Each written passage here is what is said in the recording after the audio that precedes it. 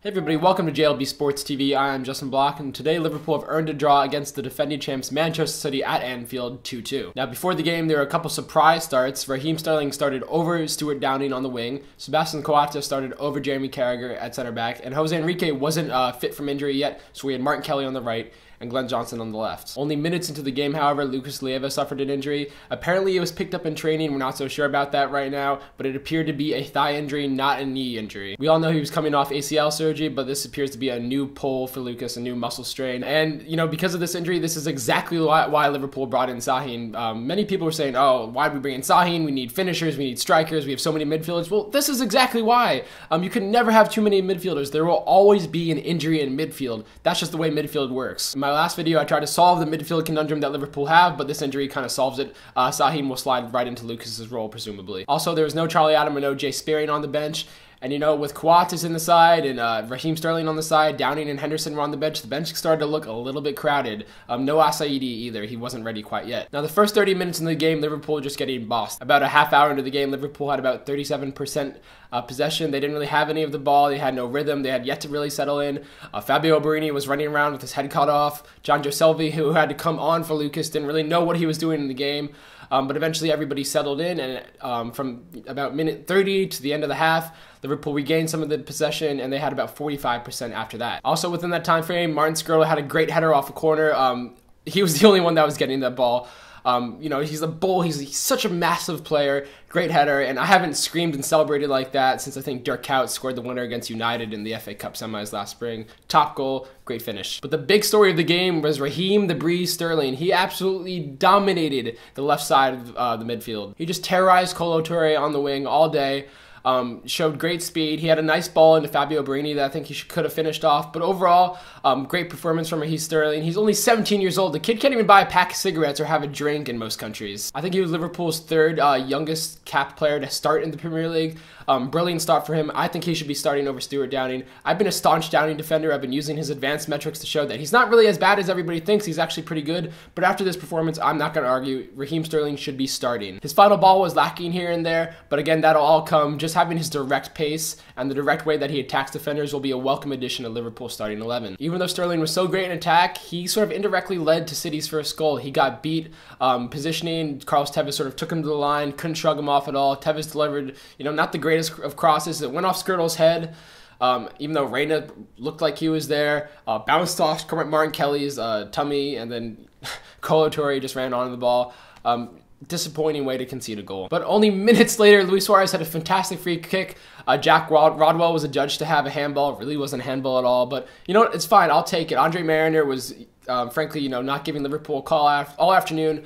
Finally, Liverpool got one. Luis Suarez had a brilliant free kick. But it's important to notice that both of those goals were off set pieces. Liverpool have yet to have a goal from open play in the Premiership. And Liverpool aren't going to have set piece goals all year. They haven't been very good at set pieces the past couple years.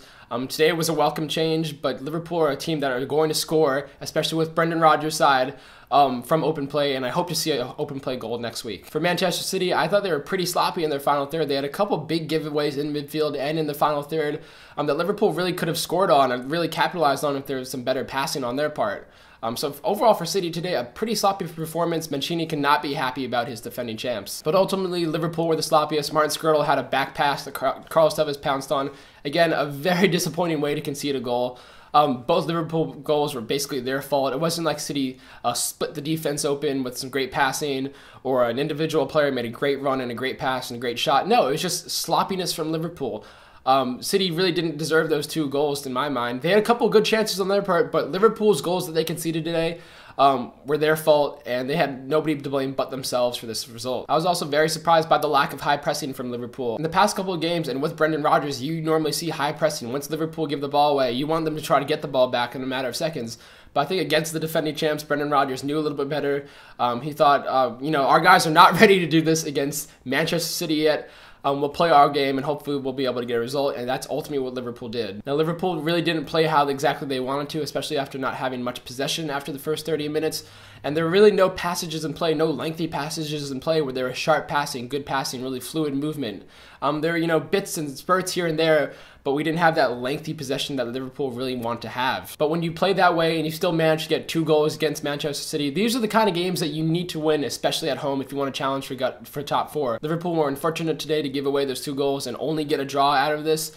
You really want them to win if they want to challenge for top 4. Overall, Liverpool will need to win games at home this year. Again, I'm not really disappointed by the result at all. You know, some people will view it as a drop 2 points, but against Manchester City, a side that many people expected to win this game, I'll take a draw right here. My stud of the game was Joe Allen. The first half, he had 100% passing accuracy, and the second half, that was brought down to 93%, but he also had 4 interceptions. For me, Joe Allen is the signing of the summer. If you're a Liverpool outfield player right now and say you don't know what to do with the ball, you know, you're not comfortable with Brendan Rodgers' system yet, just pass it to Joe Allen because he always knows exactly what to do with the ball. Pass it to him, he'll find the open man. He's just so comfortable right now with Liverpool. It's really shocking that he's been able to step up like that.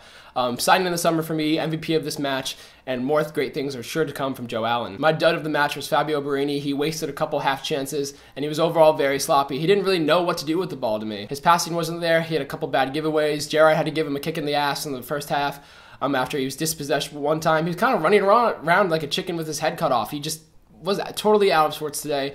And with Andy Carroll coming on at the end, you have to think, well, maybe does Brendan Rodgers include Andy Carroll on the side next week and bench Fabio Borini? It's certainly possible. Borini, again, had good movement, as he always did, but everything else was just totally lacking for me. So that's all for today with JLB Sports TV. I'm Justin Block. I'm very excited for this game, especially by the performance of Raheem the Breeze Sterling. I'm looking forward to next week at Arsenal. Give me your thoughts on the game down below. And that's all for today, guys. Same time. So what do we have now? Well, sticking with that 4-3-3, I think that we could see Gerrard possibly in a false 9 role. So the midfield 3 would be Lucas, Allen, and Sahin, and then Gerrard playing as that false 9 right up front with Suarez perhaps to the right and Borini out to the